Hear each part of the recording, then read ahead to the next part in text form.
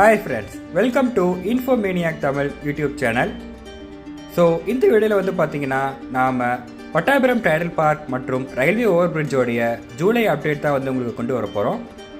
So July update இப்போ பார்த்தீங்கன்னா நீங்களே பார்க்கலாம். ஸோ கிட்டத்தட்ட முடியும் தருவாயில் இருக்குது ரயில்வே ஓவர் பிரிட்ஜு. ஸோ இது வந்து பார்த்திங்கன்னா நம்ம நிமிலச்சேரியிலேருந்து ஆவடி போகிற அந்த ரூட்டில் வந்து நம்ம இப்போ போயிட்டுருக்கோம். ஸோ நீங்கள் பார்க்கலாம்.